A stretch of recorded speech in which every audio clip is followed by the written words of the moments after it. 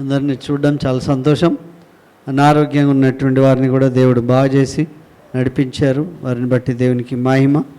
దూర ప్రాంతం నుండి బన్ను కూడా వచ్చాడు, ఆయన బట్టి దేవునికి మహిమ చెల్లిస్తున్నాం. కనుక దేవుడు నడిపించాడు, మనందరినీ దేవుడు నడిపించాడు. హల్లెలూయా. We are separated one. దేవుడు మనతో చెప్తున్నాడు, నిన్ను ప్రత్యేకమైన వ్యక్తిగా, ప్రత్యేకమైన దానిగా చేశాను అని చెప్పి చెప్తున్నాడు. 78వ కీర్తనలో మనం చూసినటువంటి భాగంలో మోస్ కుమారయ్య గారు కొన్ని మాటలు జ్ఞాపకం చేశాడు. అక్కడ 58వ వచనం ఏం చెప్తుందంటే,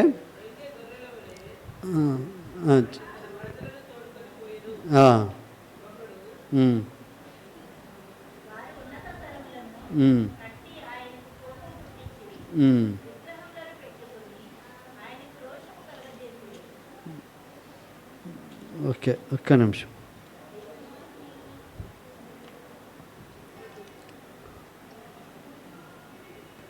డెబ్బై 78లో 8వ వచనం, 6వ వచనం, యథార్థ హృదయులు కాక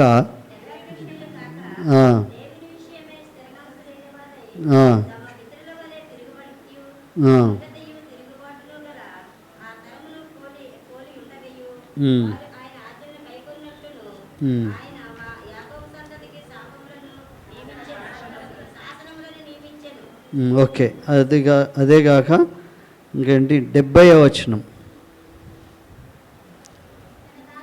తన దాసుడైన దావీదును కోరుకొని హల్లెలూయా,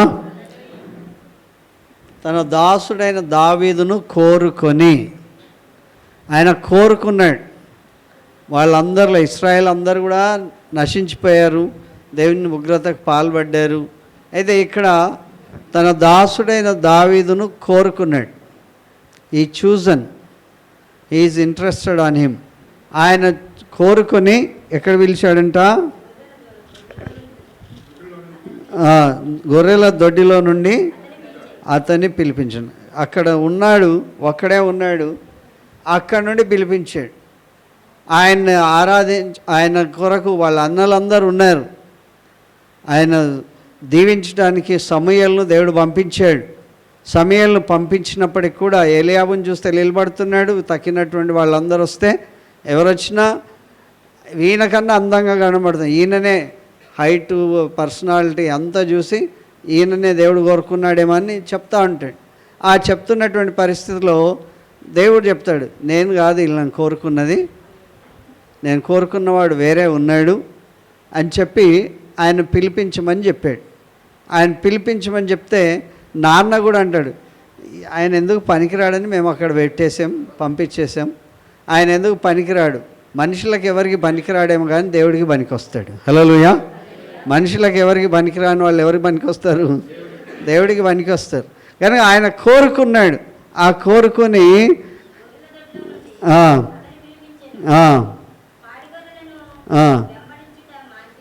మళ్ళేంటి, ఆ గొర్రెలనే మేపడానికి మళ్ళీ ఆయన తన యొక్క పని కొరకు నియమించాడు. కనుక ఆ చేసే పనిని మాన్పించాడు. ఆ చేసే పనిని మనకి ఎప్పుడు కూడా ఏమంటే చేసి మళ్ళీ దానికే వెళ్ళిపోదాం కదా, ఆ పాపంలోనికి మళ్ళీ ఆ కూపంలోనికి వెళ్ళిపోవాలి అనేటువంటి భావం ఉంటే, దేవుడు ఏర్పాటు చేసుకున్నటువంటి వ్యక్తిని దేవుడు ఎలాగ దీవిస్తాడో చూస్తున్నాం. ఇంతగానం మాటికి శోధిస్తూ వచ్చిన వాళ్ళు ఉన్నారు, చంపబడ్డ వాళ్ళు ఉన్నారు, దీవించబడ్డ వాళ్ళు ఉన్నారు. అయితే గొర్రెల దొడ్డిలో నుండి పిలిచి పాడి గేదెలను మాన్పించేసి తన ప్రజలైన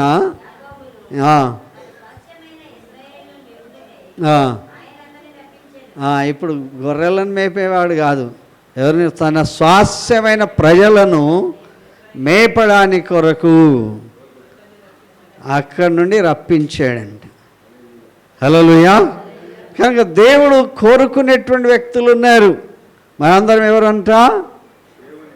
దేవుడు కోరుకున్న వ్యక్తి నేను, దేవుడు కోరుకునే వ్యక్తి మీరు, దేవుడు కోరుకున్నటువంటి వ్యక్తులము మనము కదా. దేవుడు కోరుకునే వ్యక్తులను దేవుడు ప్రత్యేకపరుస్తాడు. దేవుడు కోరుకున్న వ్యక్తులకు ప్రత్యేకమైన కృప చూపిస్తాడు. దేవుడు కోరుకునేటువంటి వ్యక్తులను బట్టి ఆయన ఉన్నతమైన స్థలాలలో నియమిస్తాడు. హల్లెలూయా. పెంట కుప్పల నుండి దీనులను దరిద్రులను పైకెత్తుతా అని చెప్పాడు. లిటరల్గా ఎక్కడి నుండి తీసుకొచ్చాడు? గొర్రెలు. ఎక్కడ ఉండాలి ఆయన? మంచి పాలిష్ బండలు ఉన్న చోట ఉన్నాడా? రాజరిక హోదాలో ఉన్నాడా? ఎక్కడున్నాడు? ఆయన ఎన్నడూ కూడా ఊహించలేదు. He never dreamed, he never expected where he want to be. దేవుడు కోరుకున్నటువంటి వ్యక్తులను దేవుడు రాజుల యాజక సమూహంగా చేస్తాడు. హల్లెలూయా. దేవుడు కోరుకునే వ్యక్తులను రాజుల యాజక సమూహంగా చేస్తాడు. దేవుడు కోరుకున్నాడు. మనకు చాలాసార్లు కొన్నిసార్లు అనిపిస్తుంది, నాకు వీళ్ళకు ఈ రకమైనటువంటి జ్ఞానోదయం కలగట్లేదు అనిపిస్తుంది. I have a great privileged to pray for ఎవరైనా చీఫ్ మినిస్టర్ రేవంత్ రెడ్డికి చేయగలిపి ప్రార్థన చేసే భాగ్యం కలిగింది నాకు. అట్లా కలుగుతూనే ఉంది చంద్రబాబు నాయుడు కాలం నుంచి. లిటరల్గా దేవుడు నాకు చర్చి లేదు, ఇల్లు లేని పరిస్థితిలో అద్భుతంగా ఇల్లు ఇచ్చాడు, చర్చి ఇచ్చాడు. కనుక అలాంటి స్థలం నుండి నాకు ఆ సంవత్సరం ఏమో వాగ్దానం వచ్చిందంటే, నువ్వు ఎక్కలేనంత ఎత్తైన కొండ మీద నేను నిన్ను ఎక్కిస్తానని చెప్పి వాగ్దానం వచ్చింది. అది అవుతుందా కాదా, అసలు ఏంటిది అని అనుకున్నాను. కనుక wherever I step the Lord blessed me. Hallelujah. అన్నిటికంటే గొప్పగా అన్ని రంగాల్లో దేవుడు నన్ను దీవించాడు. కనుక దేవుడు కోరుకునేటువంటి వ్యక్తులను దేవుడు తప్పకుండా ఆశీర్వదిస్తాడు. అందరికన్నా పిల్లలు ఎక్కువే, అందరికన్నా అన్నీ ఎక్కువే, అన్ని రకాలుగా దేవుడు ఎట్లా నడిపిస్తాడనేది ఆశ్చర్యం. హల్లెలూయా. నేను ఎప్పుడు ఎవరి ముందు నాకు ఇది కావాలని ఏడిస్తే దేవుడి దగ్గరనే. కనుక దేవుడు కృప చూపించేటువంటి విధానం చూస్తున్నాం. హల్లెలూయా. కనుక మనం ఖచ్చితంగా ఆయన చేతిలో ఉంటే, ఆయన మనం బలిష్టమైన చేతి కింద ఉంటే, దీన మనసులో ఉంటే దేవుడు తప్పకుండా ఆశీర్వదిస్తాడు. కనుక వి నెవర్ ఎక్స్పెక్ట్ అడుగు వాటికంటే ఊహించు వాటికంటే అత్యధికంగా. అది ఇట్లా చదివితే అర్థం కాదు, ఇలా మాట్లాడుకుంటే అర్థం కాదు, అది చూస్తేనే తప్ప అర్థం కాదు, అనుభవిస్తే తప్ప అర్థం కాదు. కానీ దేవుని యొక్క వాగ్దానం మనకి చెప్తుంది, దేవుడు మనల్ని నడిపించే విధానం. తన ప్రజలను మేపడానికి పిలిచాడంట. తన ప్రజలను మేపడానికి పిలిచాడు. హల్లెలూయా. ఎవరినైనా ట్యూషన్కి పంపిస్తే ఎక్కడ పంపిస్తారు? బాగా నేర్చుకున్న వాళ్ళ దగ్గర పంపిస్తారా, లేకపోతే మామూలుగా ఉన్న వాళ్ళ దగ్గర పంపిస్తారా? బాగా ఉన్నటువంటి వ్యక్తుల దగ్గర పంపిస్తారు. ఒకవేళ వాళ్ళు మేము చెప్పము, మాకు చేత కాదు అన్నా సరే ఎక్కడ పంపిస్తారు?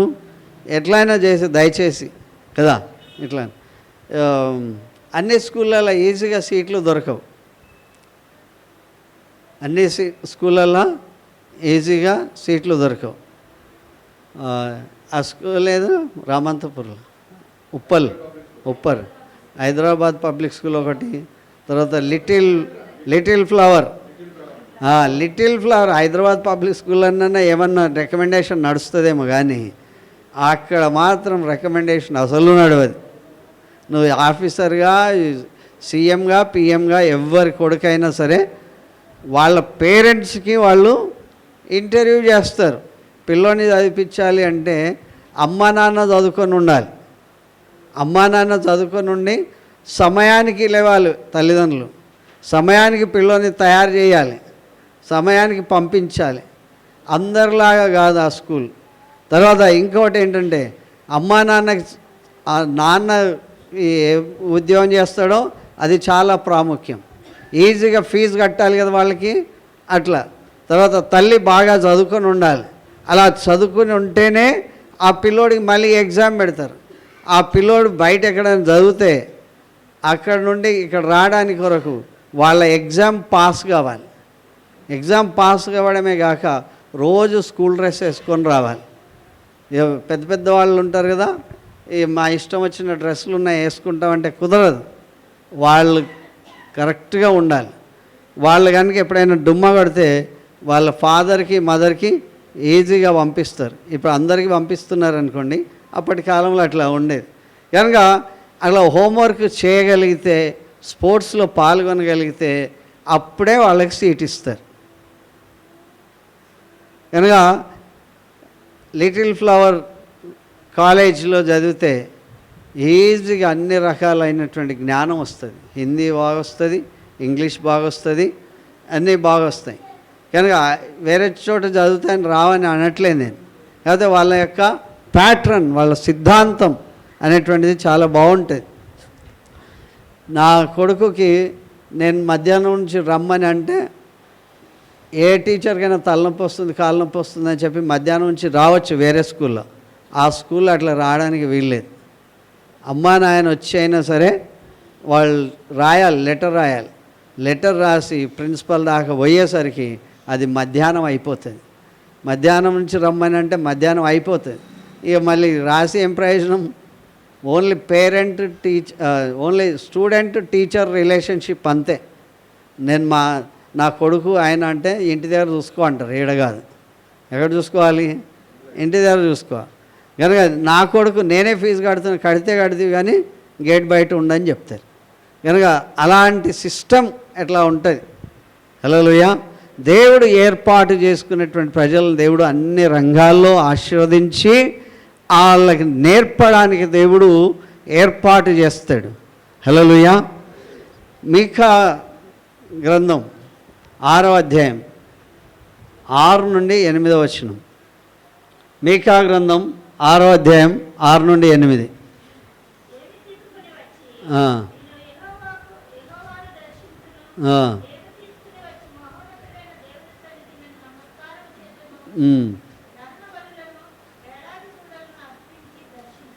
హల్లెలూయా. ఇక్కడ మానవుని యొక్క ఉద్దేశం దేవుడి దగ్గరికి రావడానికి ఏం దేవాలి అనేదే ఉంటుంది. ఏం తీసుకొస్తే దేవుడు ఇంప్రెస్ అవుతాడు, దేవుడు నా వైపు దృష్టి చూసేటట్లుగా నేనేం తేవాలి. కనుక ఇక్కడ దేవుని వాక్యం ఏమి తీసుకుని వచ్చి నేను యెహోవాను దర్శించాలి, దర్శనం ఇవ్వాలి అంటే ఏదో తీసుకురావాలి కదా. తిరుపతికి పోతే ఆ దర్శనం చూసుకుంటే వాళ్ళు ఎంత వేసినా సరే అతన్ని మెడలు పట్టి దోసేస్తారు. ఇంత సాధారణంగా కూర్చోబెట్టి గంట సేపు కూర్చోబెట్టి ఏమీ చెప్పరు కదా. ఆ విగ్రహం ఏదో ఇప్పుడు అక్కడ అయోధ్య దగ్గర ఏదో విగ్రహం పెట్టారు. అవన్నీ ఏమి డబ్బులు ఇచ్చినా సరే వాళ్ళని ఒక 10 నిమిషాలు అయ్యా మైక్ తీసుకొని మాట్లాడు అన్నారు అంటారా? నువ్వేమి ఇచ్చినా సరే తోసేస్తారు. కనుక నేను దర్శించాలి అంటే ఏమి తీసుకురావాలి, నేను దేవుడిని ఇంప్రెస్ చేయాలంటే ఏం తీసుకురావాలి. కనుక ఏమేమి ఇద్దామనుకున్నాడంటే ఆయన దహన బలులను, ఎంత బలులు కావాలో అంత బలులు ఇస్తామనుకున్నాడు. దహన బలులను, కొవ్వినటువంటి 7 దూడలను ఇచ్చి అర్పించి దర్శించునా. ఎన్నంట వాళ్ళకి ఎన్ని ఉంటే అన్ని అంటారు. వాళ్ళకి వేలాదిగా ఉంటే వేలు ఇద్దామనుకున్నారంట. ఏంటి అవి? పొట్టేళ్ళనిచ్చి. ఎంత నదులు? మన దగ్గర ఎన్ని నదులు ఉన్నాయి? చాలా పెద్ద నదులు. ఎన్ని ఉన్నాయి? 7 ఉన్నాయా? గోదావరి, గంగపుత్ర, తుంగభద్ర, ఇంకా యమున, ఇవన్నీ కృష్ణ. ఎన్ని చెప్పేసా ఇప్పటికే? మరొకసారి రిపీట్. మనకి ఎన్ని నదులు ఉన్నాయో తెలవాలి కదా. ఈ స్టూడెంట్లు చెప్పాలి సీరియల్ ప్రకారం. పెద్ద నది ఏంటి? గంగా. తర్వాత బ్రహ్మపుత్ర, సరస్వతి, కావేరి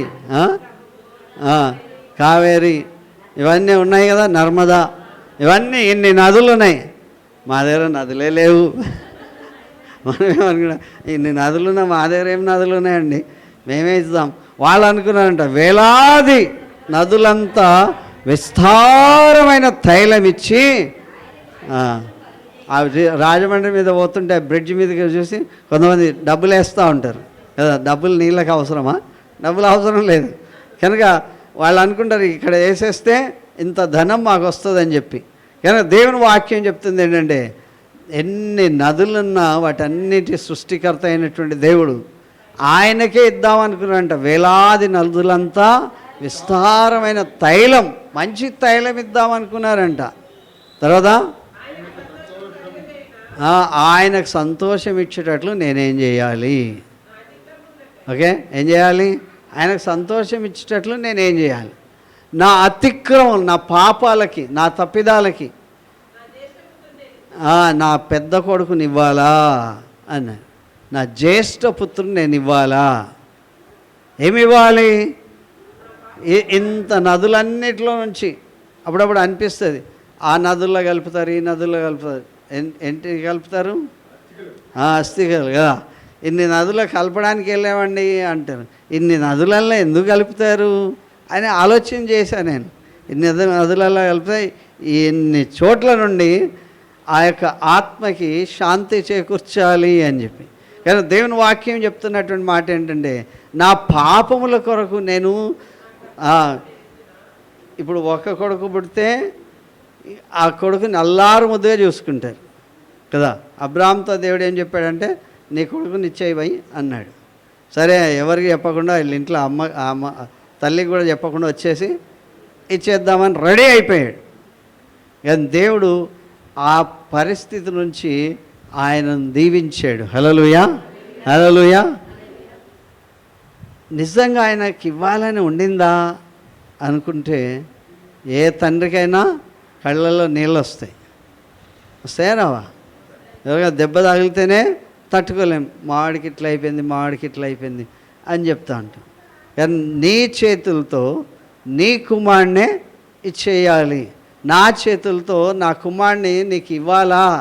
దేని కొరకు? నా పాపముల కొరకు, నా తప్పిదముల కొరకు ఇస్తే నీకు సంతోషమా అని దేవుని యొక్క ఎట్లా ఆయన యొక్క స్పిరిట్, ఆత్మను సంపాదించాలి, దేవుని యొక్క మనస్సును రాబట్టుకోవడానికి నేనేం చేయాలి అని ప్రశ్న.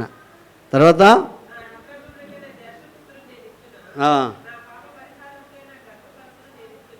నా పాప పరిహారం కొరకు గర్భఫలం పుట్టిన వాళ్ళందరినీ ఇచ్చేద్దునా అంటున్నాడు. కనుక ఏమి ఇవ్వాలి అంటే దేవుడు ఇక్కడ మనుషుడు అనే దగ్గర మన పేరు పెట్టుకోవాలి. ఏం పెట్టుకోవాలి? ఆశీర్వాదం అని చెప్పాలి కదా. మనుషుడా, హల్లెలూయా, ఉత్తమమైన మనకు తెలుసా అది లేదా?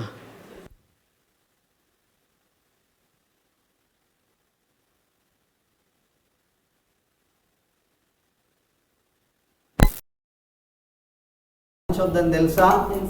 తెలుసు కదా. కనుక దేవుడు చెప్తాడు, ఇవన్నీ అవసరం లేదయ్యా, నీకు ఏం చెప్తున్నానో అది నీకు అర్థమైందా అంటున్నాడు. మనుషుడా,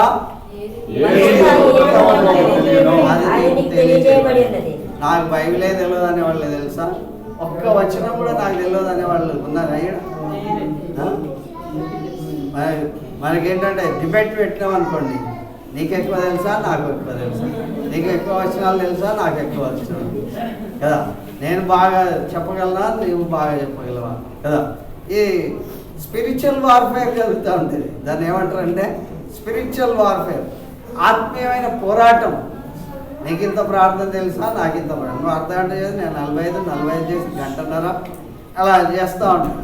అలా కాదు దేవుడు చెప్తున్నటువంటి మాట. ఉత్తమమైనది ఏం చేయాలి? రెండవది, ఉత్తమమైనది నీకు తెలియజేయబడింది కదా. ఏం చేయాలో తెలుసు. ఆకలి అయిన వాడికి అన్నం పెట్టాలని తెలుసా? అదే లేదా? వస్త్రహీన వాడికి కనబడిన బట్టలు ఇవ్వాలని తెలుసా? అదే లేదా కదా. ఇన్ని తెలిసి ఆదివారం చర్చికి రావాలని తెలుసా? తెలియదా? ఆదివారం చర్చికి రావాలి, దేవుని సన్నిధిని ఆరాధించాలని తెలిసి కూడా తప్పు చేస్తే, తెలియని తప్పుకైతే క్షమించవచ్చు. తెలిసి చేసిన తప్పు. కొంతమంది బాడీ ప్రజెంట్, మైండ్ యాబ్సెంట్ కదా. బాడీ ప్రజెంట్ ఇక్కడ ఉంటారు, శరీర సంబంధం ఉన్నారు, కానీ మనసులో ఎక్కడెక్కడో తిరుగుతూ ఉంది కదా. మా అమ్మోళ్ళ ఇంటికి పోతే బాగుంది, హాలిడేస్ వచ్చాయి కదా. కొంతమంది రేపు ఏం చేయాలో ప్రణాళిక ఇప్పుడే నిర్ణయించుకుంటారు. దేవుని వాక్యం చూద్దాం. మనుష్యుడా, ఏది ఉత్తమమో అది నీకు తెలియజేయబడింది. ఎట్లా నడుచుకోవాలంట? న్యాయంగా నడుచుకోవాలి. ఒక ఆయన చెప్పాడు ఏంటంటే, ఈ మధ్యకాలంలో కొడుకు ఉన్నాడు, భర్త ఉన్నాడు. ఒక నల్లి ముడుసు ఉంది. ఓకే, భోజనం చేసే నల్లి ముడుసు ఒకటే ఉంది. ఇప్పుడు భర్తకి వేయాలా, కొడుకుకి వేయాలా? కొడుకు ముందా, భర్త ముందా? మరి ఎవరికి వేయాలి అంటే సంపాదన ఎవరిది? సంపాదన ఎవరిది? తండ్రిది. వండేది ఎవరు? భార్య కదా. వండేది ఎవరు? భార్య. తినేది ఎవరు? ఇప్పుడు ఎవరికి వేయాలి? కొడుకే. భర్త తినడా ఏంటి? ఏం శైలజ పెట్టట్లేదా? కనుక దేవుని వాక్యం మనకు చెప్తుంది, న్యాయంగా ఎక్కడున్నా సరే న్యాయంగా ప్రవర్తించాలి. ఏం చేయాలి? దాన్ని పగలగొట్టి ఇద్దరికి చెరసగం ఇవ్వాలి. ఓకే, మొత్తం కొంచెం ఉన్నా సరే దాన్ని పగలగొట్టి ఆ కొంచెం ఈ కొంచెం ఇవ్వాలి. ఇక విత్ ప్లెజర్ వాళ్ళ నాన్న ఇచ్చేస్తే ఇచ్చేసాడు, కొడుకు ఇచ్చేస్తే నువ్వే తిను అని వాళ్ళిద్దరు ప్రేమను చూసుకోవచ్చు. కానీ మనం ఏం చేయాలి? న్యాయంగా ప్రవర్తించాలి కదా. తెలుసా లేదా? అట్లాంటి ఆలోచన మనం కలిగి ఉండాలి. దేవుని వాక్యం చెప్తుంది. నాకు అర్థం కాలే, కొద్దిసేపు చదివితే మనుషుడా, ఏది ఉత్తమమో నీకు. స్క్రిప్చర్ వైజ్ చూస్తే ఉత్తమమైంది మరీ ఏర్పాటు చేసుకున్నది అని అట్లా సబ్జెక్ట్ తీసుకోవచ్చు. కానీ దేవుని వాక్యం చెప్తుంది, నా వరకు వస్తే నేనే న్యాయం చేయాలి. నీ వరకు వస్తే నువ్వు న్యాయంగా ప్రవర్తించుటయు, తర్వాత కనికరం, ఇంకేముండాలి? కనికరమును ప్రేమించుటయు. ఇంకేం మనసు ఉండాలంట? ఇది మనకు అస్సలు కనబడదు కదా. ఏమైనా కనికరం చూపిస్తామేమో కానీ ఆయనంత కనికరం కాదు. దీన మనస్సు కలిగి, దేవుడికి తెలుసా తెలియదా మనం ఎట్లున్నామో? దీన మనస్సు కలిగి నీ దేవుడిని ఎదుట, ఇది చదవడానికి ధైర్యం కావాలి. ఇంతే కదా అనడానికి కదా. ఆయన సృష్టిలో అది చాలా సింపుల్, మనకి చాలా కఠినం కదా, భారం. ఇంతే కదా అనే మాట ఈజీగా సులువుగా ఇంతనే కదా ఇది చేసేసాయి అన్నట్లు చెప్తున్నాడు. మరి అది చేయడానికి మనకు కష్టం కదా. ఏమన్నా ఇస్తాడంట, వేలాది నదులంతా విస్తార తైలం ఇవ్వడానికైనా సిద్ధం. తర్వాత జ్యేష్ఠ పుత్రుని ఇవ్వడానికి కూడా సిద్ధం, గర్భఫలం కూడా ఇవ్వడానికి సిద్ధం. దేవుడు అంటాడు అవన్నీ అవసరం లేదు, యు స్టాండ్ ఫస్ట్, నువ్వు మొట్టమొదటి చక్కగా నిలబడు అన్నాడు. ఏం చేయాలి? చక్కగా నిలబడు అన్నాడు. కనుక మనం స్టాండర్డ్గా ఉండాలి అంటే దేవుడు చెప్తున్నటువంటి మాట, నీకు తెలుసా తెలియదా? తెలుసు. తెలిసిన మనం ఇగ్నోరెన్స్ ఏంటి? డిలేడ్ ఒబీడియన్స్ ఈజ్, చాలాసార్లు చెప్పా, ఏంటది? డిసొబీడియంట్. డిలేడ్, లేట్గా ఉండడం కూడా అది. చాలామంది ఆడ పెట్టాను కాఫీ తాగంటారు కదా, ఆడ పెట్టాను పోసుకొని తాగొచ్చు కదా అంటారు. కానీ ఆ పని ఎవరు చేయాలో వాళ్ళు చేస్తేనే తృప్తి. ఎవరు చేయాల్సిన పని వాళ్ళే చేయాలి కదా. గాడిద పని గాడిదే చేయాలి, కనుక కుక్క పని కుక్క చేయాలి. కనుక ఎవరి పని వాళ్ళు చేయాలి. కనుక ఉత్తమమైనది ఏదో చేయాలో అది చేయాలి. హల్లెలూయా. అర్థమవుతుంది కదా అందరికీ? వ్యర్థం కావట్లేదు కదా. కానీ దేవుని వాక్యం చెప్తున్నట్టు, మనుష్యుడా ఉత్తమమైనది ఏదో చూస్ చేసుకో. నువ్వు చూస్ చేసుకోవాలి కదా. 10th అయిన తర్వాత ఇంటర్మీడియట్లోకి ఏ సబ్జెక్టు తీసుకోవాలి. ఇంటర్మీడియట్ అయిన తర్వాత డాక్టర్ అవుతావా, ఇంజనీర్ అవుతావా, ప్రొఫెసర్ అవుతావా, అది నువ్వే నిర్ణయం చేసుకోవాలి ఉత్తమమైంది. మా అమ్మ చెప్పినట్లు చేస్తా అంటే మీ అమ్మ వచ్చి రాయదాడు ఎగ్జామ్, ఎవరు రాయాలి? నువ్వే రాయాలి. ఆ ఉత్తమమైంది నువ్వు ఏర్పాటు చేసుకోవాలి.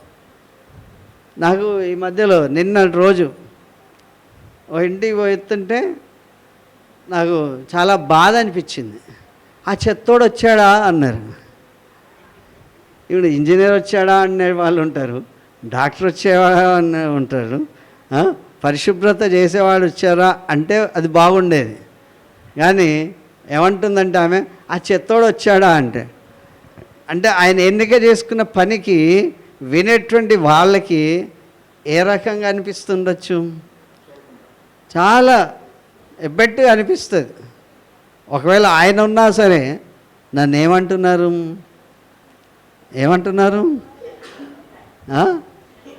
మీరు అందరూ అంటారు కదా, ఏమంటారు? మరి ఆయనకు ఆ పేరు ఉందా? ఆయనకు ఆ పేరు లేదు. నాకు కొంచెం సేపు మనసులో నొచ్చుకోవాల్సి వచ్చింది. మనం అనుకోకుండా వాళ్ళకి ఒక లేబుల్ వేసేస్తున్నాం.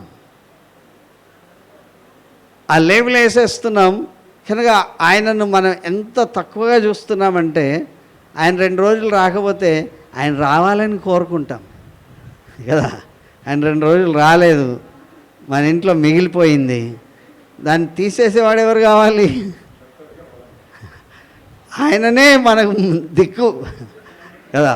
ఆ సమయానికి ఆయనే దిక్కు కనుక ఆయనకు మనం పరిశుభ్రపరిచేవారు అని, లేకపోతే మాకు సహాయం చేసేవారు హెల్పర్స్ అని అనాలి. కానీ నోరు జారి వాళ్ళని చాలా తక్కువగా మనం చూస్తూ ఉంటాం. మరి వాళ్ళని కూడా గౌరవించాలి కదా, గౌరవించాలా లేదా? డాక్టర్ వస్తాడని చెప్పి ఇల్లంతా సర్దిరి పెడతాం, ఈయన వస్తాడని చెప్పి ఇల్లంతా ఊడిసి ఆయనకి ఇచ్చేస్తాం కదా.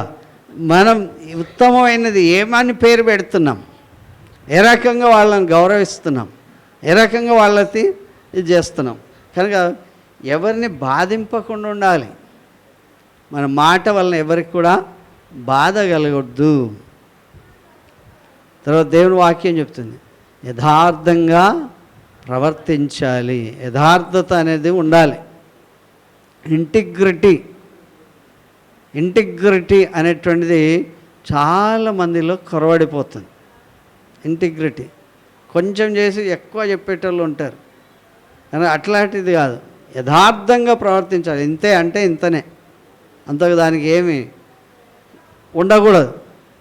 దేవుని యొక్క వాక్య భాగంలో మనకు చెప్తుంది, మనుషుడా, మన పేరు పెట్టి చదువుకుంటే ఆశీర్వాదం ఏది ఉత్తమము నీకు తెలియజేయబడింది. పేరు పెట్టి దేవుడు పిలుస్తున్నట్లు.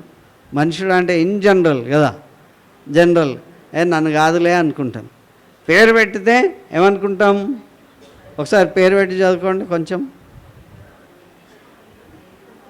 ఎంత ప్రేమతో చెప్తున్నట్టు కదా, చాలా ప్రేమతో చెప్తున్నాడు కదా. ఏమని? మీకా గ్రంథం 6వ అధ్యాయం 6 నుంచి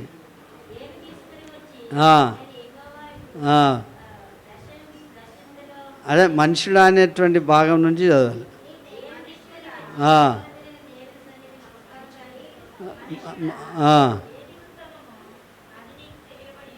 మణికుమారి, ఏది ఉత్తమమో అది నీకు తెలియబడింది.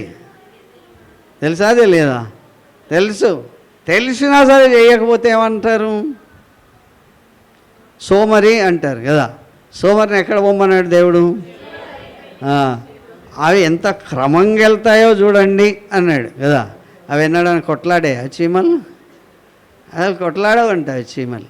ఒకటి నడిస్తే దాని యొక్క ద్రవం మీద ఉండి అవన్నీ కూడా అక్కడ చీమల్లో కూడా రాణి చీమలు ఉన్నాయి, రాజు చీమలు ఉన్నాయి, చీమల్లో కూడా జ్ఞానమైన చీమలు ఉన్నాయి. ఆ చీమల వైపు వెళ్తే అన్నీ ఉన్న చీమల దగ్గర మనం కాలు పెడితే ఏం చేస్తాయి? అవి కొట్టేస్తాయా లేదా? ఎంత మొత్తుకోవాలి? అవి కుడితే అది పీకేస్తే ఆ తల అంటుకుంటుంది, కానీ ఆ శరీరం విడివిగా అయిపోయినా సరే దాని తల. కనుక అలాంటి పరిస్థితిలో మన ఇక్కడే ఉండిపోతుంది. ఇది లాగేసినా సరే తన తల, తన యొక్క అవన్నీ కూడా అట్లా ఉండిపోతాయి. అది మంట వచ్చేస్తుంది. కనుక చీమలను గురించి నేర్చుకోమని చెప్పాడు. యూనిటీ గురించి, తర్వాత కష్టించి పని చేసేదాన్ని గురించి, రాబోయాక అవి ఏ రోజులు పనిచేస్తాయంట? 3 నెలలే పనిచేస్తాయి. 3 నెలలే, ఎండాకాలమే పనిచేస్తాయి. 6 నెలలు హాయిగా ఉంటాయి అందులో లోపల. మనం రోజు పనిచేసి ఒకరోజు పనికి పోకపోయినా ఏమనిపిస్తుంది? రోజు పని అసలు ఆయన హాలిడే ఇవ్వనే ఇవ్వడు, సెలవు ఇవ్వనే ఇవ్వడు, ఓటీ ఇవ్వనే ఇవ్వడు. ఆయన అన్నా సరే రోజు పోవాలి. మరి ఆ చీమలు 3 నెలలే కష్టపడతాయంట. ఆ 3 నెలలు ఏదో ఒకటి మోస్తూనే ఉంటాయి. ఆ బియ్యపు గింజలు మోస్తూనే ఉంటాయి. వాటి పైన అంత క్లియర్గా కనబడుతుంది తెల్లగా. అవి మోసి ఆ లోపల తీసుకుపోయి అవి పెడతాయి. కానీ దేవుని వాక్యం చెప్తుంది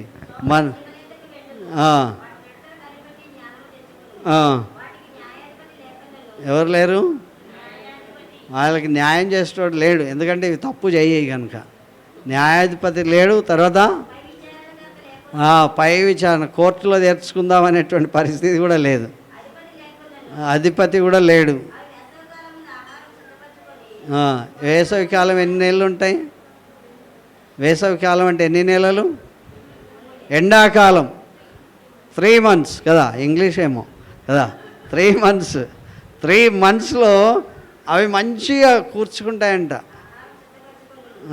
ఆహారం అంతా కూడా సిద్ధపరచుకుంటాయి.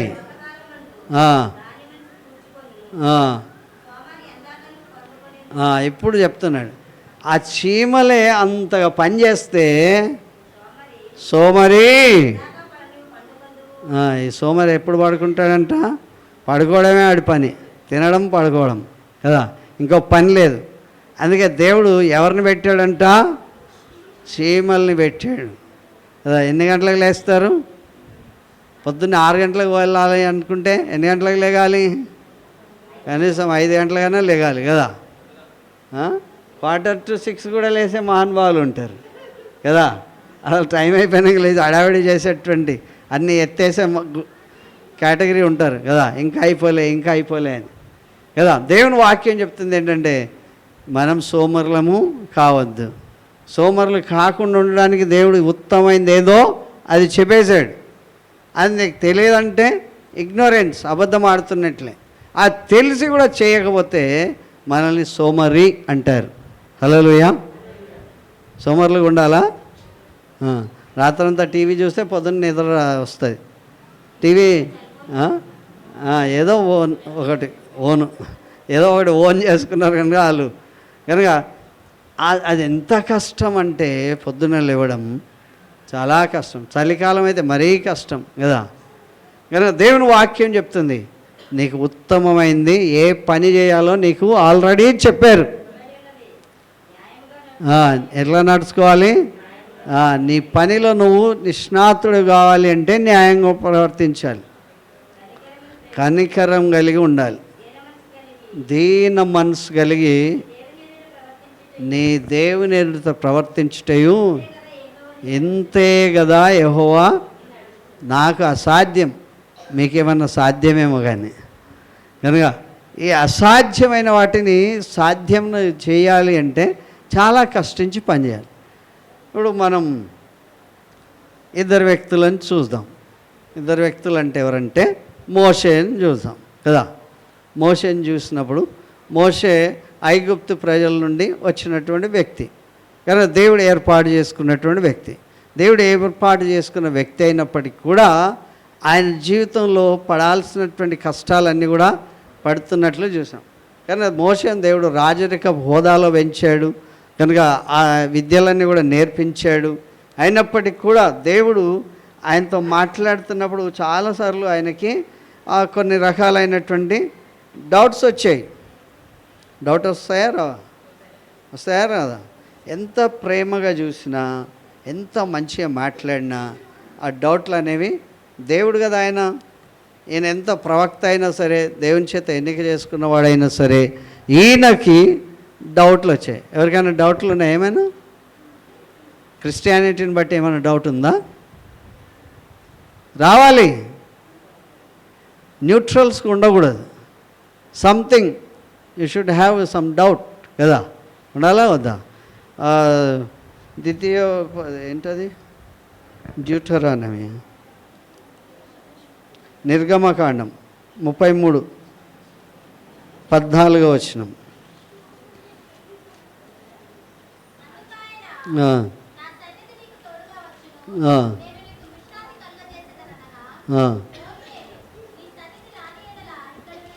ఒక్క నిమిషం.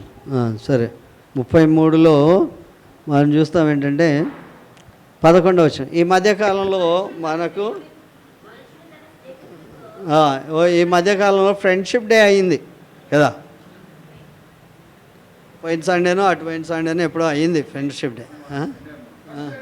First Sunday. ఓకే, కనుక ఆ దినం దేవుడు ఈయనతో ఎట్లా మాట్లాడుతున్నాడంట, మనుష్యుడు తన స్నేహితుడితో మాట్లాడినట్లు. హల్లెలూయా.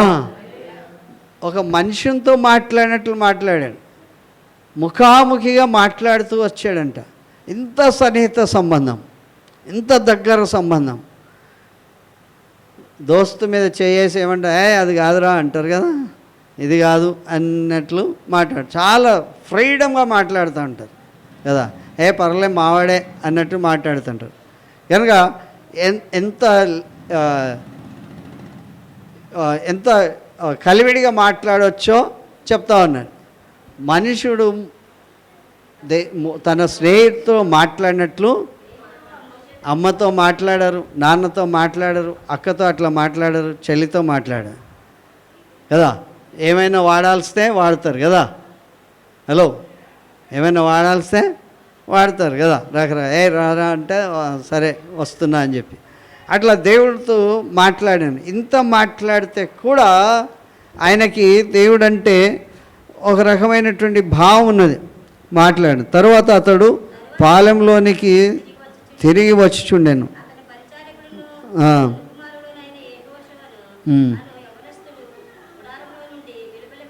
హల్లెలూయా. వీళ్ళిద్దరు మాట్లాడుకుంటుంటే యెహోషువ కూడా ఉన్నాడు, కానీ వాళ్ళిద్దరు మాట్లాడుకుంటున్నారు కనుక నాకేం సంబంధం అని చెప్పి ఆయన గుడారంలో నుండి బయటికి రాలే. ఫ్రెండ్స్ ఇద్దరు మాట్లాడితే అమ్మ నాన్న ఇన్వాల్వ్ అవుతారా కదా, తమ్ముడు ఇన్వాల్వ్ అవుతాడా కదా. వాళ్ళ ఫ్రెండ్ వాడు మాట్లాడుకుంటాడు, నాకేం వచ్చింది అంటారు. కానీ అట్లా అంత స్నేహంగా మాట్లాడుతుంటే కూడా దేవుడు అంటాడు, దేవునితో మోషే అంటున్నాడు ఏమని, 12వ వచనం 12వ వచనం. మోషే యెహోవాతో ఇట్లా నేను చూడుము,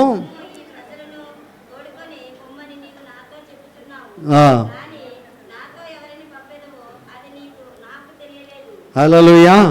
ఈ మనుషులందరినీ నడిపించమని చెప్తున్నావు నువ్వు నాకు, కానీ నాతో ఎవరిని తీసుకెళ్తావు, ఎవరు నాకు సహాయం చేస్తారో అది నువ్వు నాకు చెప్పలేదు అంటున్నాడు.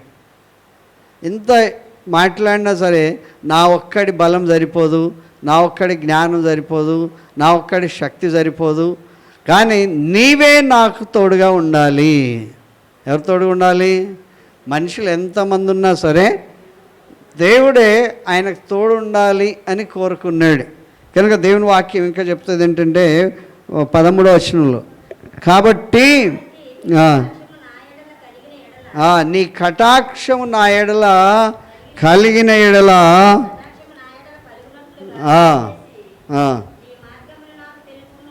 ఏం తెలుసుకోవాలి? ఆయన మార్గం తెలియాలి కదా, ఆయన యొక్క మార్గం, ఆయన విధానం తెలియాలి, ఆయన చెప్పే సంగతి మనకు తెలియాలి, ఆయన గుణలక్షణం తెలియాలి, ఆయన గొప్పతనం తెలియాలి. మార్గం అంటే దారి అనేది కాదు, అక్కడ అర్థం ఏంటి? ది నాలెడ్జ్ ఆఫ్ గాడ్, దైవ జ్ఞానం మనకి కావాలి. కనుక దేవుని యొక్క మాటలు మనకు కావాలి. హల్లెలూయా, హల్లెలూయా. నువ్వు వెళ్ళే ప్రతి చోట దేవుడు నీతో కూడా ఉండాలి అంటే నాకు అనిపించింది, అరే మోషకి నిజంగా ఎంత డౌట్ వచ్చింది, ఇంత స్నేహితుడిలాగా మాట్లాడినప్పటికి కూడా నువ్వు బొమ్మని చెప్తున్నావు. ఓకే, నేను ఎవరిని సహాయం తీసుకోవాలి కదా, చీకట్లు ఇక్కడ నుండి అక్కడ పోవాలంటే ఎవరో ఒకరు సహాయం కావాలి. ఎవరైనా పెద్దల దగ్గర పోవాలంటే మీరు కూడా రండి, తోడు కావాలి. మనం ఇంటర్వ్యూకి పోవాలంటే ఇంటర్వ్యూ హాల్లో బయట కూర్చుంటాడు ఒకడు కావాలి కదా. మనం ఏదన్నా పని చేయాలంటే మనకు సలహా ఇచ్చేవాడు ఒకడు కావాలి. కానీ ఒక్కడే వెళ్ళి చేయలేడు. కానీ దేవుని వాక్యం చెప్తున్నటువంటి మాట ఏంటంటే, కాబట్టి నీ కటాక్షం నా ఎడల కలిగిన ఎడలా కలిగిన ఎడల నీ కటాక్షము నా ఎదుట కలుగునట్లుగా దయచేసి నీ మార్గము నాకు తెలుపుము. ఇప్పుడు దేవుడు నీకు స్నేహితుడు కదా. అప్పుడు మోషే అనుకున్నాడు, అయ్యా నువ్వైతే నీ కటాక్షం నీ ప్రేమ నా మీద చూపించు. ఆయన చెయ్యి ఆయన మీద వేసుకున్నా సరే, స్నేహితుడితో మాట్లాడినట్లుగా మాట్లాడినా సరే, అరే టీ తాగుదాం రాబాయి, బిర్యానీ తిందాం రాబాయి అని పిలిచినాడు సరే, ఈయన ఎవరు? దేవుడు కదా. దేవుడు కనుక నీ యొక్క ప్రభావం నా మీద ఉండాలి, నీ కటాక్షం నా మీద ఉండాలి, ఉన్నట్లయితే అని చెప్తూ ఆయన చెప్తున్నటువంటి మాట, కలుగునట్లు దయచేసి నీ మార్గం నాకు, అప్పుడు నేను నిన్ను తెలుసుకుందును. కొంచెం గైడ్లైన్స్ ఇవ్వాలి కదా. టీచరే మనకు తల్లి అయినప్పటికి కూడా, నా టీచర్ నాకు తల్లి అయినప్పటికి కూడా అన్ని క్వశ్చన్ పేపర్లు ఉన్నాయి అన్నీ చెప్తుందా? చెప్పినా వస్తాయా? రావు కదా. అట్లా అయితే చాలామంది టీచర్ల యొక్క పిల్లలందరూ పాస్ అయ్యేవాళ్ళు కదా. ఒక సామెత ఉంటుంది, పండిత పుత్ర పరమశుంఠ అని కదా. పండిత పుత్రుడే కానీ ఆ శుంఠ అంటే ఏమీ రానివాడు. వాళ్ళ అమ్మ నాన్నలు చాలా పండితులు, ఇక వీడేంటి శుంఠ ఏమీ లేదు. కనుక ఇక్కడ అంటున్నాను, నీ కటాక్షం నామట్లయితే నీ మార్గం నాకు తెలుపు, అప్పుడు నేను నిన్ను తెలుసుకో. నువ్వు ఇట్లా మాట్లాడిపోతే కుదరదు. ఏం కావాలి? నీ మార్గం నాకు తెలవాలి, అప్పుడు నేను నిన్ను తెలుసుకుంటాను అంట. చిత్తగించుము,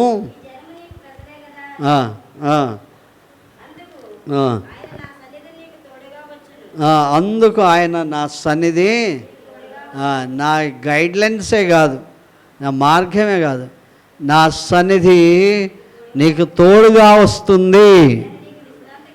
wear ever you step my presence will be there కదా. లేకపోతే ఏంటి? దేవుని సన్నిధి లేకపోతే ఆందోళన, దేవుని సన్నిధి లేకపోతే విచారం, దేవుని సన్నిధి లేకపోతే నెమ్మది లేదు, దేవుని సన్నిధి లేకపోతే నిద్ర పట్టదు. ఇంత గొప్ప పని చేయాలి. హల్లెలూయా. కనుక దేవుడు చెప్తున్నాడు, నా సన్నిధి నీకు తోడుగా వచ్చి ఏం చేస్తుంది? నీకు విశ్రాంతి నెమ్మది కలగజేస్తాడు. Hallelujah. My presence will go with you అని చెప్పి, and I will give you rest అంటాడు. నేను నీకు విశ్రాంతిని ఇస్తాను. ఎవరున్నారు? మా అమ్మ ఉంది, మా నాన్న ఉంది అంటారు కదా. చిన్నప్పుడు స్కూల్కి పంపించాలంటే ఆ పిల్లలు పోరు, పరిగెత్తుకొని వస్తారు. పర్వాలే మా అమ్మ ఉంది కదా. ఆ స్నాక్స్ పెట్టేటప్పుడు కూడా మా అమ్మ ఉంది. కనుక స్కూల్కి పోయి వస్తే అంతసేపట్లో కూడా ఎవరో ఒకరు ఉండాలి, ఉంటేనే వాడు అందులో కూర్చుంటాడు. దేవుడు అంటున్నాడు, నీకేం ఫికర్ లేదు, నా సన్నిధి నీతో కూడా వస్తుంది. కనుక నేను నీకేమిస్తా? నెమ్మది ఇస్తా. హల్లెలూయా. అమ్మయ్య దేవుడు ఉన్నాడు నాకు తోడు అనుకోవాలి. దేవుడు తోడున్నాడు, నాకేం కాదు అనుకోవాలి. అలాగ అనుకుంటేనే దేవుడు మనల్ని నడిపిస్తున్నాడు అనేటువంటి భావం ఉంటుంది. టు బి షార్ట్ కట్, తక్కువగా చెప్పాలి అంటే, మోషేతో దేవుడు ఏం చేశాడు? సముద్రాన్ని పాయలు చేపించాడు, మన్నా కురిపించాడు, 6 నెలలు నడిపించాడు, తర్వాత ఈ యొక్క 10 రకాల తెగుళ్ళ నుండి తప్పించాడు కదా. కనుక ఐగుప్తు ప్రజల్ని ఇశ్రాయేల్ నుంచి తప్పించి వాళ్ళకి దేవుని యొక్క విమోచన చూపించాడు. టు బి షార్ట్ కట్, అట్లా తక్కువ చెప్పాలంటే 2 వ్యక్తుల్ని చూపించారు కదా. యెహోషువను బట్టి ఏం చేశాడు? నువ్వు నిబ్బరంగా ఉండి ధైర్యంగా ఉండి నేను నీకు చెప్పే మాటలన్నీ నువ్వు వింటే, మోషేకి ఎట్లా తోడుగా ఉన్నానో నీకు కూడా అట్లాగే తోడుగా ఉంటానన్నాడు. హల్లెలూయా. ఈయన పాలెం నుండి ఎందుకు బయటికి రాలేదు అని ఆలోచిస్తే, ఆయన ద్వారా చేయాల్సిన కార్యాలు ఆయన ద్వారా చేశాడు. ఆయన తదంతరం ఈయనను తీసుకొని సూర్యచంద్రుల్ని ఆపేంత శక్తి ఇచ్చాడు. హల్లెలూయా. ఎవరిని ఆపేటంత? సూర్యచంద్రులను ఆపేంత శక్తి. ఇప్పటిదాకా నాకు గైడర్ లేడు, నాకు మెంటర్ లేడు, నాకు గురువు లేడు అనుకున్నటువంటి ఆయనకి దేవుడు ఆయనను పట్టుకొచ్చి ఆ నూను కుమారుడైనటువంటి యెహోషువని తీసుకొచ్చి గొప్ప కార్యం చేశాడు. హల్లెలూయా. అందుకే మనల్ని ఎవ్వరు కూడా తక్కువవాడు ఎక్కువవాడు అనేటువంటి భావం లేకుండా దేవుడికి మన యొక్క విషయాలను అప్పగించాలి. హల్లెలూయా. కనుక ఆయనకు చెప్తూ వచ్చినటువంటి మాటలు ఇక్కడ మనం చూస్తూ ఉంటాం. ద్వితీయోపదేశకాండం 31వ అధ్యాయం 5-8 వచనాలు. ద్వితీయోపదేశకాండం 31వ అధ్యాయం 5.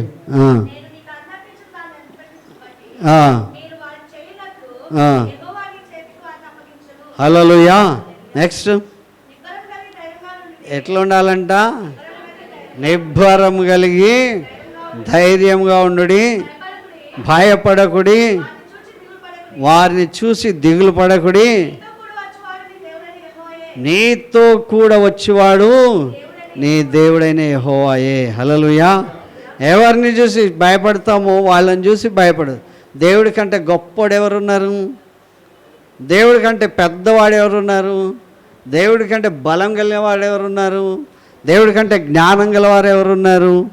ఆయన అంటున్నాడు, నా సన్నిధి నీకు తోడుగా వస్తుంది. హల్లెలూయా. భయపడకుండా పోయేవాడికి చెప్తున్నాడు, నిబ్బరం కలిగి భయపడకుడి, వారి అజానుభావులైనా సరే చూసి దిగులు పడొద్దు, నీతో కూడా వచ్చేవాడు నీ దేవుడైన యెహోవాయే. హల్లెలూయా. దేవుడు మన ప్రార్థనలు వింటున్నాడు, అద్భుతాలు చేస్తున్నాడు. వాటిని మనం గ్రహించట్లేదు, చూడట్లేదు కదా. హాస్పిటల్లో ఉన్న వాళ్ళని బాగా చేస్తున్నాడు, చదువులో వెనకబడిన వాళ్ళని సరిగా చేస్తున్నాడు, కనుక చాలామందికి మంచి మెరిట్స్ ఇచ్చి దీవిస్తున్నాడు. అయినప్పటికీ కూడా మనం దేవుడు నాతో ఉన్నాడు అనే సంగతి మర్చిపోతున్నాం. హల్లెలూయా. హాస్పిటల్ మెట్లు ఎక్కుతుంటే భయం ఎంత కదా. నీకు ఫలాంది ఏదో ఉంది అని చెప్పారనుకోండి, ఆ వాళ్ళలో ఎట్లా అనిపిస్తుంది? పక్కకున్న వాళ్ళకే గగురుబాటు అవుతుంది, వాళ్ళకి ఎట్లా అనిపిస్తుంది? నేను ఆలోచించే ఒకసారి మా పాస్టర్మ్మకి కొంచెం కడుపు ఇట్లా ఎత్తుకున్నందుకు వాళ్ళు వచ్చి చెక్ చేశారు. చెక్ చేసి అక్కడ రండి చెక్ చేస్తామన్నారు. అది ఎంఎన్జే హాస్పిటల్. ఎంఎన్జే హాస్పిటల్కి మెట్లు ఎక్కుతుంటేనే ఆమెకు వణుకొచ్చేస్తుంది. అందులో మాకు తెలిసిన వాళ్ళు ఉన్నా సరే, ఆ డాక్టర్లు వాళ్ళు కొంచెం తెలిసిన వాళ్ళు ఉన్నా సరే, ఇప్పుడు ఎవరు ఫేస్ చేయాలి ప్రాబ్లం? నేను పక్కకున్నా సరే ఆమె రోగం నేను కొంచెం తెచ్చుకుంటున్నా, మోయగలనా? మోయలేను. బాధ ఎవరికి ఉంటుంది? చెప్పిన వాళ్ళు ఏదో చెప్పి ఈమెకి కడుపు ఎత్తుకుంది కదా అని చెప్పి ఏదో అని చెప్తే హాస్పిటల్లోనే టెస్ట్ చేయాలి.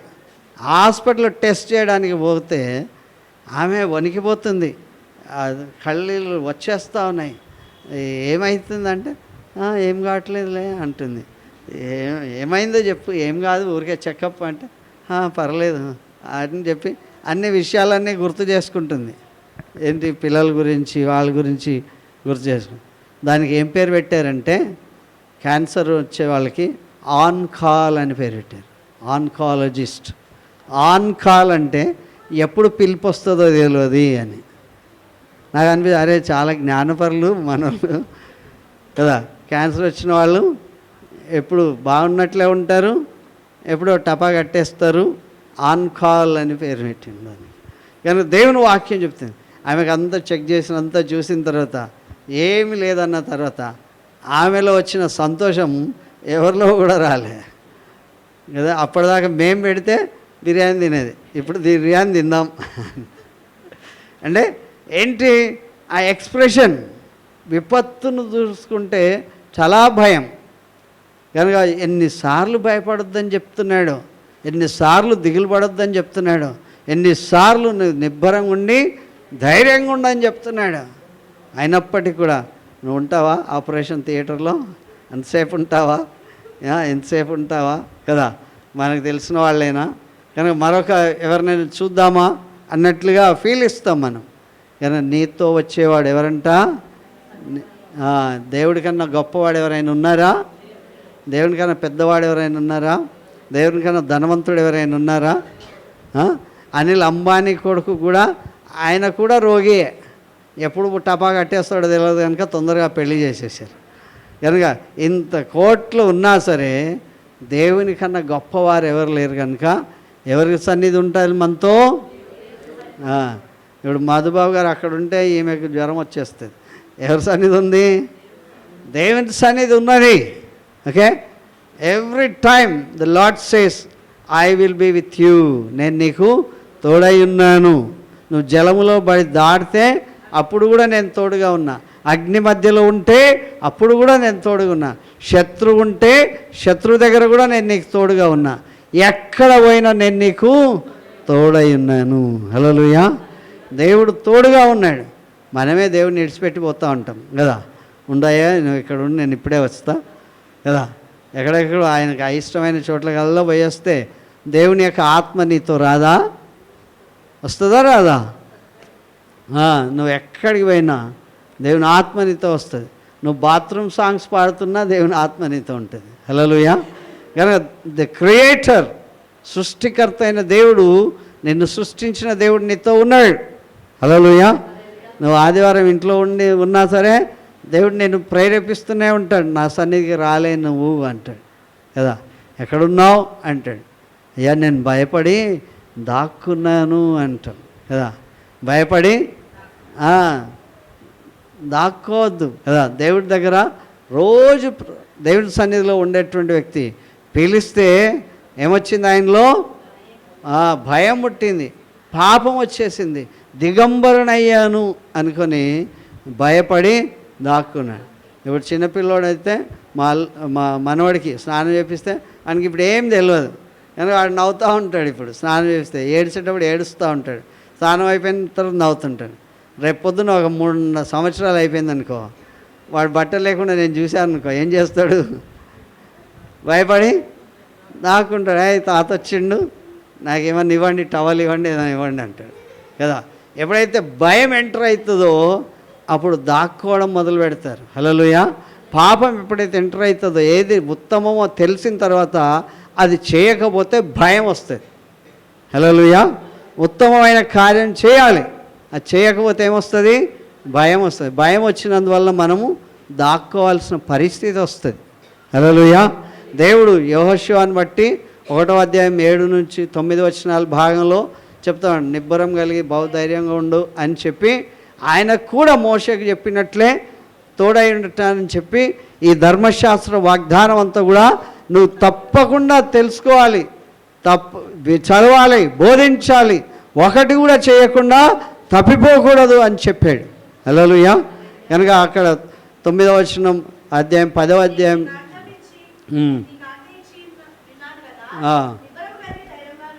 ఎవరు చెప్తున్నారు? పోలీస్ ఆయన చెప్తుండా? హోంగార్డ్ చెప్తుండా? SI, CI, DGP చెప్తున్నాడా?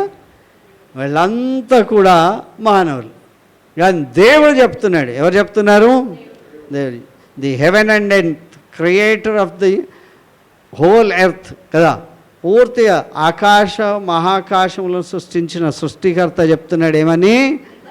నిబ్బరం కలిగి ధైర్యంగా ఉండు, భయపడకుడి, ఎవరిని చూసి కూడా దిగులు పడొద్దు, నీతో కూడా వచ్చేవాడు నీ దేవుడైన యెహోవాయే. ఆయన నిన్ను విడవడు, నిన్నెన్నడు కూడా ఎడబాయడు. ఆయన నిన్నెన్నడు విడవడు, ఎన్నడు ఎడబాయడు. హల్లెలూయా. అగ్ని సాక్షిగా ప్రమాణం చేసి, లేకపోతే బైబిల్ సాక్షిగా ప్రమాణం చేసి, పెద్ద పాస్టర్ తోటి, ఒక ఆయన చాలా పెద్ద పాస్టర్ తోటి నా పెళ్ళి జరిగితే బాగుండు అనుకొని ఆర్ఆర్కే మూర్తి గారిని తీసుకొచ్చి పెళ్ళి చేయించుకున్నాడు. అయితే ఆయన కొన్ని రోజులకి లేడు, తర్వాత ఈయన కూడా లేడు. కానీ ఎవరుంటారు? దేవుడు ఉంటాడు. ఆయన కూడా చనిపోయాడు. మన బైబిల్ కాలేజీలో మొదటి బ్యాచ్ ఆయన, శోభన్ అని. ఆయన అన్నా నా పెళ్ళి ఎట్లా కావాలి అంటే ఆర్ఆర్కే మూర్తి అయ్యగారితో అయితే బాగుండు అంటే నేను రోజు పొద్దున ఆయన దగ్గరికి పోయేవాడిని, రామంతపూర్. ఆయన స్క్రిప్ట్ రాయమంటే రాసి ఇది చేసేవాడిని. అలాంటి పరిస్థితిలో ఒకసారి చెప్పన్నా అంటే చెప్తే ఆయన వచ్చి పెళ్లి చేశాడు. ఆయన వచ్చి పెళ్లి చేసినా ఇప్పుడు ఆమె వాళ్ళ పెళ్ళి జరిగించినటువంటి పెళ్లి చేసుకున్న ఆవిడ, ఆయననేమో వెళ్ళిపోయాడు, అయ్యగారు కూడా వెళ్ళిపోయాడు. ఇప్పుడు ఆమెకి 2 పిల్లలు. ఎవరు చూడాలి వాళ్ళని? దేవుడే చూడాలి. హల్లెలూయా. కనుక దేవుడే నిన్ను విడవడు, ఎడబాయడు. హల్లెలూయా. కనుక నేను లేకపోతే ఏమైపోతావు అంటే ఏమీ గారు కదా. మీరు లేకపోతే ఏమవుతారంటే ఏమీ గారు. దేవుడు ఏం చేయాలనుకుంటాడో ఉండే కూడా అలాగే చేస్తాడు, లేకపోయినా అలాగే చేస్తాడు. హల్లెలూయా. ఆయన నిన్ను సృష్టించిన సృష్టికర్త. ఆయన్ని పాదము తొట్టిల్లనీయడు, పాదం తొట్టిల్లనీయడు. ఒకసారి కాలు బెనికితే తెలుస్తుంది ఎట్లయితుందో. వెనికిందా ఎవరికైనా కాలు ఎప్పుడైనా? ఎప్పుడు వెనకలే? వెనికిందా? అప్పుడు పరిస్థితి ఎట్లుంటుంది? నడవనివ్వదు కాదు, ఎవరిని ముట్టుకునేవది కూడా. ఈ కాలు నాది అంటాడు దేవుడు. ఇక నా కాలు ఇది ఇట్లా అయిపోయిందంటే ఎవరు ముట్టుకోవద్దు. ముట్టుకుంటే ఆమె అరుస్తుంది కదా, కేక పెడుతుంది కదా. దేవుని వాక్యం చెప్తుంది, ఆయన నీ పాదం తొట్టిల్లనీయడు, నిన్ను కాపాడువాడు, కొనుకడు నిద్రపోడు. ఇశ్రాయేలులను కాపాడువాడు, కొనుకడు నిద్రపోడు. తర్వాత ఇంకా పగలు ఎండ దెబ్బ అయినా, రాత్రి వెన్నెల దెబ్బ అయినా నీకు తగలదు. అలెగ్జాండర్ ద గ్రేట్ చిన్న దోమను పంపించి కరిసి చంపించాడు. ఇప్పుడు చదివినటువంటి వాక్య భాగాల్లో 78వ కీర్తనలో ఆయన ఎన్ని క్రిమికీటకాలతో చచ్చిపోయారంటాను. ఏం చేయలే కదా. చెంప మీద పిలిచి ఒకటి కొట్టలే. ఏం చేశాడు? వాళ్ళకి దండుగా అప్పగిస్తే వాళ్ళే ఆ పని చూసేసుకున్నారు. తిండి దొరకక పంటలు పెరిగాయి, పంటలు కోసుకుందామని లోపల వాటి మిడతలకు ఆజ్ఞాపించేసాడు. కనుక దేవుడు ఎంత జ్ఞానపరుడు అంటే ఆయన అంటాడు, సోమరి అయితే పాత్రలో చేయి ముంచుతాడు కానీ అంత ఆ బరువు కూడా మైలాడంట, అంత సోమరితనం అవుతాడు. ఇది ఆశ్చర్యం కదా. ఇది పాత్రలో తినమంట, మమ్మీ కొంచెం తినిపించు అంటారు కదా. వీడు తిననే తినడు, నేను తినిపిస్తే తప్ప తినడు అంటాడు. అలాంటి పరిస్థితిలో దేవుడు మన కొరకు తన అభయం ఇస్తున్నాడు. హల్లెలూయా. కనుక యెహోషువను దేవుడు తీసుకొచ్చి ఇక్కడ ఉన్న మనిషి 7 అడుగులు ఉండొచ్చు, మరి అంటే 9 అడుగులు ఉన్నాడు అనుకోండి. అయినా సరే ఆకాశంలో పట్టజాలన్నటువంటి దేవుడు ఆయన ఆజ్ఞాపిస్తే సూర్య చంద్రులు కూడా లోబడేటట్లు చేశాడు. హల్లెలూయా. తన ప్రజలకు విజయం ఇచ్చాడు. ఇక్కడ ఉన్నాడు పూనాలు ఉన్నాడు. ఇప్పుడు మేము ఫిష్ కర్రీ చేసాం, మా బన్నకి పంపించాలి కదా. మనసు కొట్టుకుంటుందా లేదా? మరి వాడు ఏం తిన్నాడో ఏమో. ఆ బిర్యానీ తిన్నా మనకేమనిపిస్తుంది? కనుక మన ప్రేమ అంతుంటే దేవుని ప్రేమ అన్నది, ఏ మనుషుడు నీ ఎదుట నిలవనేరకుండానట్లు నేను నిన్ను అంతగా దీవిస్తా. హల్లెలూయా.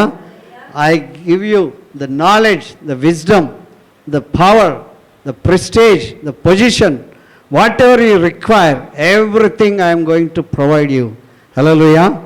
నాకన్నా పండితుడు ఎవరైనా వచ్చారనుకో, నేను సైలెంట్ కావాలా లేదా? సైలెంట్ కావాలి. ఎందుకంటే దేవుడు చెప్తున్నాడు, మత్తయి సువార్తలో చెప్తాడు ఏమని, శాస్త్రుల నీతి కంటే పరిసయ్యుల నీతి కంటే మీ నీతి అధికం కావాలి. హల్లెలూయా. ఎవరి నీతి అంట? శాస్త్రుల నీతి. స్క్రైబ్స్ వాళ్ళ నీతి కంటే, పరిసయ్యుల నీతి కంటే మీ నీతి అధికం కావాలి. నీతి అంటే right living before men and before God. దేవుని ఎదుట, మానవుల ఎదుట సరిగ్గా ఉండే పరిస్థితి, అది ఉత్తమమైనది. ఉత్తమమైనది నేర్చుకోవాలా లేదా? తెలుసా? అది లేదా మనకు? తెలుసా లేదమ్మా? తెలుసు కదా. ఈరోజు ఏం చేయాలో తెలుసు. పొద్దున్న లేచి ముఖం కడుక్కోవాలని తెలుసా తెలియదా? అది ముఖం కడుక్కోకుండా తింటే ఏమంటారు? చాలా చాలా పేర్లు పెడతారు కదా. కనుక దేవుని వాక్యం చెప్తుంది, దేవుడు మనకి ఏవి ఉత్తమమో అది ఖచ్చితంగా చెప్పాడు. అది చేయకపోతే దేవుడి దృష్టిలో మనం పాపం చేసినట్లే. నా పాపం పోవడానికి ఆయన అంటాడు, నా జ్యేష్ఠ పుత్రుని ఇవ్వాలా, లేక లేక పుట్టిన కొడుకుని ఇచ్చేయాలా, నా గర్భఫలం అంతా కూడా ఇచ్చేయనా అంటే అది కాదు. ఏది న్యాయమో, ఏది కనికరమో, అది ఉత్తమమైనటువంటి దాన్ని మనం చేయాలా వద్దా? టయానికి పోవాలని తెలుసు కదా, టయానికి పోవాలని తెలిసి రాకపోతే ఏమనాలి? ఇప్పుడు స్కూల్కి టయానికి పోవాలి కదా, టయానికి పోవాలని ఎన్ని గంటలకు లేగాలి? ఏదో ఒకటి వేసి పంపించేస్తారా తినమని? ముందే ప్రిపేర్ చేస్తారు కదా, ముందే ప్రిపేర్ చేసి ఈరోజు ఇది వండుకోవాలి, ఇది పెట్టాలి అని చెప్తారు. కానీ దేవుని సన్నిధికి వచ్చేటప్పుడు కూడా ఎవరి దగ్గరికి వస్తున్నాం? సమస్త జ్ఞానానికి మించిన దేవుడి దగ్గరికి మనం వస్తున్నాం. అందరికంటే ఐశ్వర్యవంతుడైన దేవుడి దగ్గరికి మనం వస్తున్నాం. అంతకంటే బలమైన దేవుడి దగ్గరికి మనం వస్తున్నాం. నీ లోకంలో ఎవ్వరు ఇవ్వలేనటువంటి ఆ స్థితి కలిగినటువంటి దేవుడి దగ్గరికి మనం వస్తున్నాం. అన్ని నామముల కన్నా పైనామం కలిగినటువంటి దేవుడి దగ్గరికి మనం వస్తే ఎంత బాగా రావాలా వద్దా? రావాలా? మనల్ని మనం సరి చేసుకుంటూ రావాలి, చక్కపరుచుకుంటూ రావాలి. తర్వాత దేవుని దగ్గరకు వచ్చినప్పుడు ఆయన ఏం చూస్తున్నాడు? మీ హృదయం చూస్తున్నాడు. ఏం చూస్తున్నాడు? ఆయన యథార్థవంతుడై పరిపాలించాడు అని చెప్తాను. 78లో మనం చూస్తున్నాం, దావీదు యథార్థవంతుడై వారిని పరిపాలించాడంట. హల్లెలూయా. దేవుడు మనల్ని పరిపాలకులుగా చేశాడు, ఆయన ఏర్పాటు చేసుకున్నాడు. ఆ విషయమై మనం ఖచ్చితంగా దేవుడు నా కొరకు ఇంత గొప్ప కార్యాలు పెట్టాడు అని చెప్పి నమ్మి దేవుడి సన్నిధికి రావాలి. హల్లెలూయా. ఇప్పుడు మనుషుడా ఏది ఉత్తమమో అది నీకు తెలియజేయడు కదా. కనుక ఆ ఉత్తమమైనది చేయకపోతే ఏమైపోతుంది? ఉత్తమమైనది చేయకపోతే మనం బలా నమ్మకమైన చెడ్డదాసుడా అనిపించుకోవాలి. బలా నమ్మకమైన మంచి దాసుడు అంటారా, చెడ్డదాసుడు అంటారు. కనుక దేవుని దృష్టిలో మనం దేవుని కొరకు బ్రతకాలి అంటే ఈ చూజన్ అండ్ ఈ గేవ్ సపరేట్. ఆయన మనల్ని ప్రత్యేకపరిచాడు, అన్ని ఆధిక్యతలు మనకిచ్చాడు. ఆయన చెప్తున్నాడు మనం ఎప్పుడు కూడా వాక్యం నేర్చుకుంటూ వాక్యానుసారమైన అనుభవంలోనికి మనం వెళ్తే దేవుని యొక్క దీవెనలు మనం వ్యక్తిగతంగా పొందుకుంటాం. వ్యక్తిగతంగా ఈ దేవుని దీవెనలు ఎవరో చెప్తే వచ్చేవి కాదు, ఎవరో ఇస్తే వచ్చేవి కాదు. అవి అక్యురేట్గా అక్షరార్థంగా దేవుని వల్లనే మనకు అనుగ్రహింపబడతాయి. హల్లెలూయా. కనుక దేవుని వల్ల మనకు అనుగ్రహించింది. దేవుని వాక్యం చెప్తూ ఉంటుంది ఏంటంటే, నీ హృదయం దేవుని ఆలయం. ఎవడైనా పాడు చేస్తే దేవుడు వాడిని పాడు చేస్తాడు. నీ యొక్క హృదయం, నీ దేహం దేవుని వల్ల నీకు అనుగ్రహింపబడి నీలో ఉన్న పరిశుద్ధాత్మకు ఆలయమై ఉన్నదని మీరు ఎరగరా అంటాడు. ఈ ఆలయంలో ఎవరు ఉండాలి? దేవుడు ఉండాలి. హల్లెలూయా. మన ఆలయంలో ఎవరు ఉండాలి? కొంతమంది హృదయంలో వాళ్ళకి నచ్చిన వాళ్ళు ఉంటారు కదా. కొంతమంది హృదయంలో వాళ్ళకి నచ్చిన వాళ్ళు ఉంటారు, వాళ్ళే విగ్రహం. దేవుడు చెప్పినా కాదనుకుంటారు. దేవుని వాక్యం చెప్తుంది నేది ఉత్తమమో అది తెలిసి కూడా తప్పిదం చేస్తే ఎలాగుంటుంది? ఒకే ఒక బస్సు ఉంది, ఒకే ఒక ట్రైన్ ఉందనుకోండి, అది కరెక్ట్ ఈ టైంకి వస్తుంది. ఆ టైంకి కనుక మనం వెళ్ళకపోతే మళ్ళీ ఎప్పుడు వెళ్తాం? మళ్ళీ రిజర్వేషన్ దొరుకుతుందో లేదో దానికి దానికి మళ్ళీ ఎప్పటి వరకు 15 రోజులకు అయితే ఆగాలి. కనుక రిజర్వేషన్ లేని దాని గురించి అంటలే నేను. రిజర్వ్డ్ అయిపోయి ఏసీ ఉండి అన్ని హంగులు ఉన్నటువంటిది ఒకే ఒక ట్రైన్ ఉండి దాంట్లో కనుక మనం ప్రయాణం చేయాలనుకుంటే సమయానికి ఎలాగ వెళ్తామో దేవుని సన్నిధిలో చేయాల్సినవన్నీ కూడా ఖచ్చితంగా చేయాలి. హల్లెలూయా. హల్లెలూయా. కనుక దేవుడు మనల్ని దీవించాలని కోరుతున్నాడు. మోషేని దీవించినట్లు, తర్వాత యెహోషువని దీవించినట్లు, తర్వాత మీకా గ్రంథంలో మన వరకు వచ్చేసరికి ఈ విషయాలు ఖచ్చితంగా ఏది ఉత్తమమైందో, కూర ఉడకలేదనుకో, ఉడకలేదని చెప్తారా లేదా? ఉప్పు లేదనుకో చెప్తారా లేదా? ఉత్తమమైంది ఏంటి? ఉప్పు కరెక్ట్గా ఉండాలి, మంచిగా ఉడకాలి, రుచిగా ఉండాలి. ఇది అందరికీ తెలుసు కదా. ఏదన్నా తప్పిదం జరిగితే ఇంత బాగుంది తిను అన్నా సరే ఏమంటారు? పర్వాలేదు అక్కడ ఉండని అంటారు. ఎందుకు? ఆ ఉత్తమమైంది తెలుసు కనుక. దేవుడు కూడా చెప్తున్నాడు మన జీవితంలో. మరొకసారి మీకా 6:7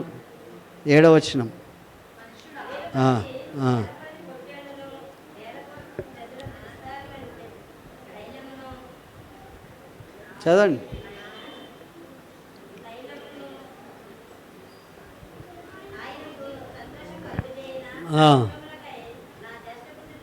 ఎనిమిదో వచనం చదవండి.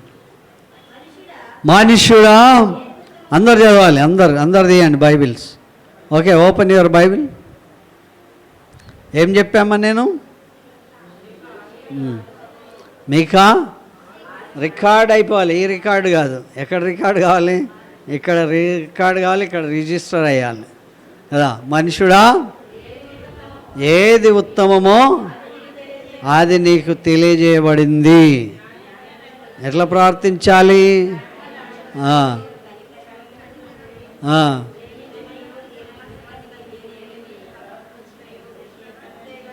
ఇంతే కదా నిన్ను కోరుతున్నాడు. హల్లెలూయా. ఇంతనేనా? సరిపోయిందా? చేసేస్తారా హోంవర్క్? కంటిన్యూ. కనుక దేవుడు మనల్ని ఈ ప్రయత్నాల్లో మనం సఫలీకృతం కావాలని యేసు ప్రభు తన రక్తం చేత మనల్ని కొని మనల్ని ఆయన కొరకు ప్రత్యేకమైన జనాంగం చేయాలని దేవుని యొక్క ఉద్దేశం. ప్రార్థన చేస్తాం. పరిశుద్ధుడా, నమ్మకమైన దేవా, మీకు స్తోత్రం చెల్లిస్తున్నాం తండ్రి. మానవులందరి పరిస్థితి మీరు తెలుసుకొని అనాది కాలం నుంచి ప్రభా ప్రజలు అనేక తప్పిదాలు చేస్తుండగా వారిని ప్రేమించారు, వారిని దీవించారు, శిక్షించారు, అనేక రీతిలో చేసి చేసి చేసి ప్రభా మళ్ళీ కూడా చెప్తున్నారు నాయన మీకా గ్రంథంలో, మనుషుడా ఏది ఉత్తమమో అది నీకు తెలియజేయబడింది అని. ప్రభా మేమేం చేయాలో మాకు జ్ఞానోదయం కలుగజేస్తున్నారు. ఏది ప్రభా న్యాయం కలిగి ఉండాలని, కనికరం కలిగి ఉండాలని, దీన మనసు కలిగిన ఏ దేవుని ఎదుట ప్రవర్తించాలని, ఇంతే కదా అని ప్రభా మీరు తెలియజేస్తున్నారు. మేము చాలాసార్లు ప్రభా మా యొక్క అజ్ఞానం బట్టి, మా అవివేకాన్ని బట్టి, మాకున్నటువంటి క్రూరత్వాన్ని బట్టి తండ్రి ప్రభా మీ సన్నిధానంలో తప్పిపోతున్నప్పటికీ కూడా మీరు ఏర్పాటు చేసుకుని పిలుచుకున్న వాళ్ళని ప్రత్యేకపరిచి వాళ్ళని దీవించారు. ఆ రీతిగా మోషేను ఆశీర్వదించారు. యెహోషువను ప్రభా ఆకాశ మండలంలో సూర్యచంద్రాలను ప్రభా ఆజ్ఞాపించడానికి, దావీదును ఏలడానికి ప్రభా మీరు కృప చూపించారు. ఎందుకు పనికిరాని మమ్మల్ని మీరు ఎన్నిక చేసుకొని మీ పక్షం నిలబెట్టినందుకు వందనాలు. మీ సన్నిధి ఎవరితో ఉంటుందో వాళ్ళని ప్రభా తలగా నియమిస్తానని చెప్పారు తండ్రి. అట్టి దీవెనలతో నింపి మా ప్రియ బిడ్డలందరి కొరకు, సంఘమంతటి కొరకు, వచ్చిన వారిని బట్టి, రాని వారిని బట్టి ప్రభా ఈ వర్తమానం వింటున్న వారందరూ కూడా మీ కృపాహస్తాలకు సమర్పిస్తూ యేసు రక్షణ గల నామములో ప్రతి వారిని రక్షించి, ప్రేమించి, దీవించి, ఎవరు సోమరులుగా ఉండకుండా, ఎవరు పని లేకుండా ఉండకుండా, ప్రతి వారికి ఇచ్చిన పనిలో యథార్థంగా వారు వర్ధిల్లుటకు సహాయం చేయండి. అనారోగ్యంగా ఉన్న వారందరినీ దీవించి సంపూర్ణమైన స్వస్థత పొందుకొని మీ కొరకు వర్ధిల్లుటకు సహాయం చేయమని, మీ రక్షణ మా అందరికి ప్రసాదించమని యేసు ఘనమైన నామములో అడుగుచున్నాం తండ్రి. Amen, amen.